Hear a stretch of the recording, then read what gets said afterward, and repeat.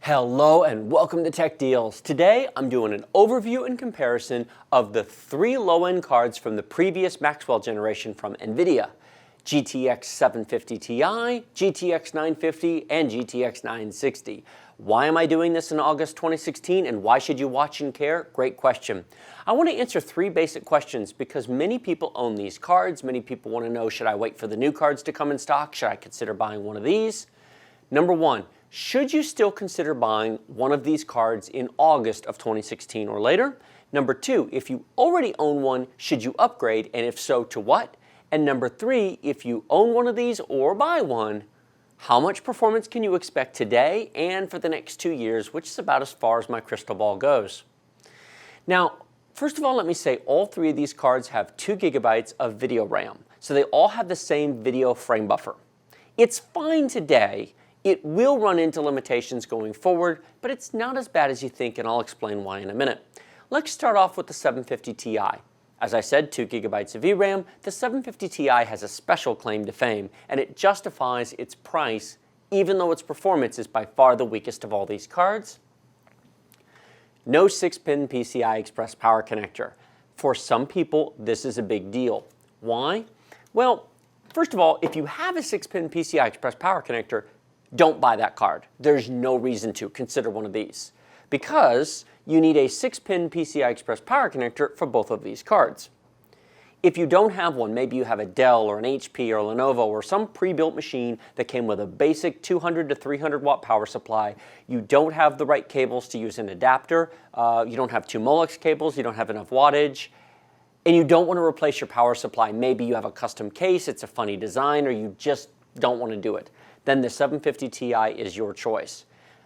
I would buy one of these today for about $80. For about $80, you get a really good card that you can essentially, if it fits, it works. If you can get that, if you've got a case with a large enough space to put a full-size card in, that gets 100% of its power off the motherboard slot. All the higher-end cards require a dedicated power connector.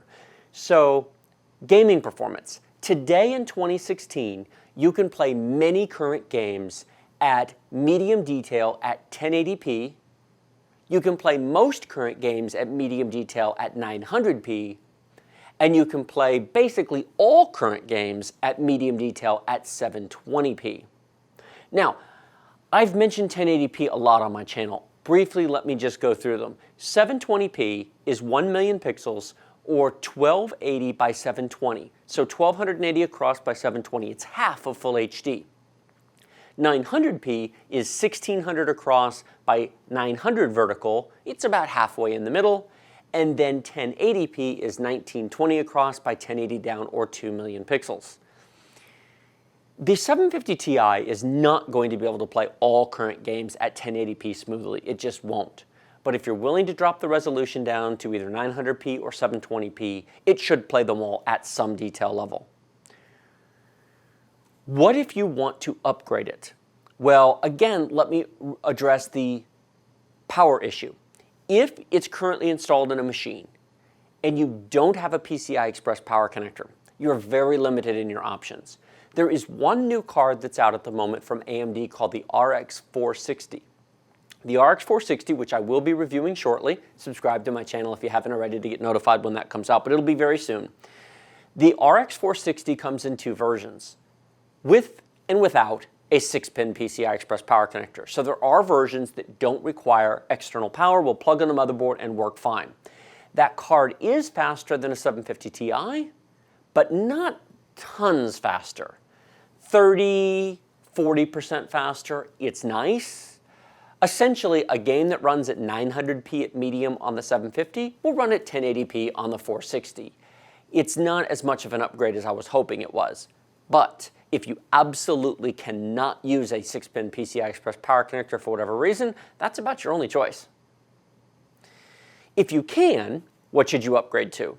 That depends on your budget. I would not bother upgrading to either of these. They're not enough of a jump at this point in time over that card.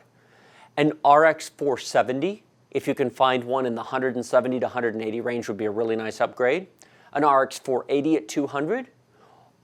A used GTX 970 for 200, or a new GTX 1060, the replacement for the 960, at $250, thereabouts, $250, $260, would be good upgrade options coming from that card. They'll all provide you with tons more performance, doubling or even tripling of performance in the case of the RX 480, 970, or 1060 over 750 Ti. It is also possible, depending on your computer, you might be better off just getting a new computer and keeping your machine as is if you have if you have to replace the power supply. That's a personal choice. So at $80, I would buy one today. If you own one, you'll be able to keep playing it for several years to come, but your resolutions and details are going to have to go down. My crystal ball only goes 2 years into the future, and in my opinion, and this is an educated guess, I don't have any special insight, but having been doing this for 30 years, I will say, yes, I'm older than average, what can I say? Having done this for a while, I will say that I expect that you'll be able to play games at medium to low detail at 720p resolution 2 years from now in 2018 games that won't come out for 2 more years.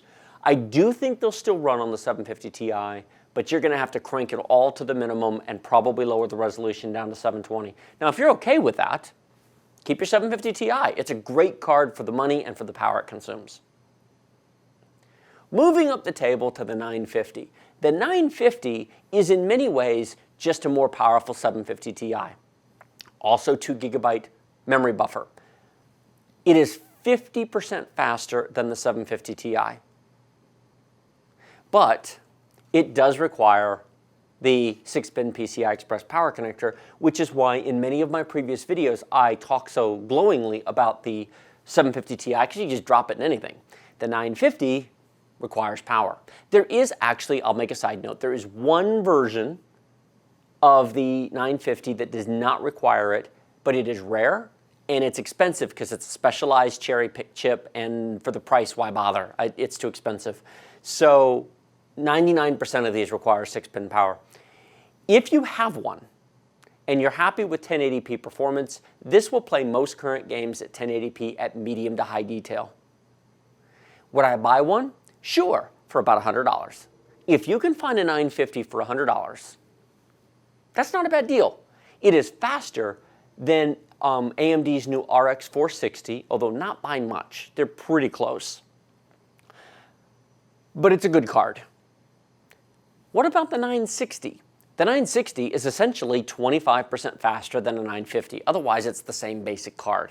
It has a few more CUDA cores on it. It's still 2 GB frame buffer. It's just a faster version of this. And it is a good 70-ish% faster than the 750 Ti. I would pay $120 for it today in August of 2016. The nice thing about the 960 is it will play most current games at 1080p at high detail, not all. Witcher 3 is a good example of a game that you will have to turn the detail down on. Grand Theft Auto 5 will play with most of the settings set to high on a 960 just fine. Fallout 4 will play at 1080p on high detail on a 960. It's really actually a really good card. Now normally, a few months ago, these were retailing for $200. Don't pay anything close to that. There's better cards now. But at $120, it's still worth considering, especially if you don't have a video card, or maybe you have one that's a couple years old and you're on a really tight budget, which I understand. Maybe you have a card that's 3 to 5 years old and you want to upgrade, but you've only got $100 to $120.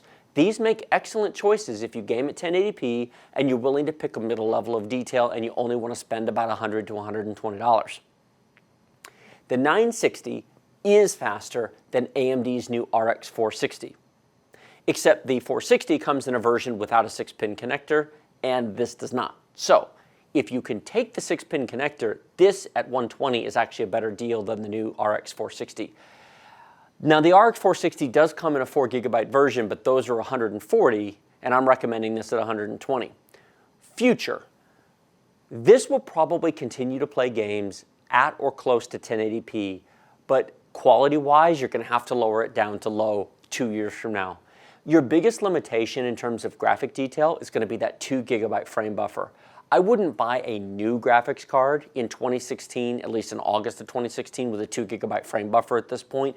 Too many games are moving beyond that, and the new top-end cards have 8 gigs, and many mid-range cards have 6. 2 is really going to be a bit small going forward. If you already own a 960, what would I upgrade to? Well, the easiest answer is the 1060. Same size card, same 6-pin connector, same 120 watt voltage, 120 watt power consumption. It's almost double the performance. In fact, in my 1060 review, I compared them to the 960, and in many games, you will get double the performance in a 1060 over a 960. But the 1060s start at $250 and quickly go up to $300. If you can get a 960 for $120, that's a deal. And so that's why I'm making this video, is to talk about what performance you can expect out of these cards, what price point I would buy them at, 80, 100, 120 in August of 2016 when I'm filming this video. In the description below, click the More button to expand it. There will be links, first to eBay and then to Amazon. The links to eBay for each of these cards will be auto-sorted price lowest to highest, including shipping. Buy it now for each of these cards. If you can find these cards at that price point and you're in the market for this level of performance, that's where I would start. Just make sure that whatever listing you look at is going to say guaranteed working card, pulled from working system, it'll work when it shows up, because on eBay you're allowed to sell non-working stuff. So you want to make sure you're buying a working card and that the seller promises it will work. PayPal will back you up if the seller says in the listing working card, but if they don't, then they might not. On Amazon, generally the prices are $10 to $20 more than on eBay, but that's because Amazon offers a guarantee and they charge higher fees to the sellers. So on the links to Amazon, I can't really sort them price lowest to highest because of the way their search engine works, but look at the used prices of the 960s, 950s, and 750 Ti's, and check out the new prices. You might find a deal. Consider that if you buy from Amazon, Amazon has their A to Z guarantee. If you buy used cards from a third-party seller and it shows up and it doesn't work, the seller has to give you their money back, and if they don't, Amazon will make them. So you get a little bit better customer service in that regard, but you often pay just a bit more for it. So links to those in the description below, check those out. So did you like this video? Click like. Did you not? Well, you know what to do. Remember to subscribe to my channel for updates on all sorts of tech deals and fun videos and performance guides and overviews and all sorts of fun stuff. Questions, comments, thoughts, feedback, suggestions. I imagine there will be a lot of thoughts on this, or at least I hope there will be. Do you agree with my conclusions? Do you disagree with my conclusions? That's where you speak your mind, down in the description and down below the video description. And as I mentioned before, I will have all the links to Amazon and eBay down in the description. Go check those out. Thank you very much for watching. I will see you next time.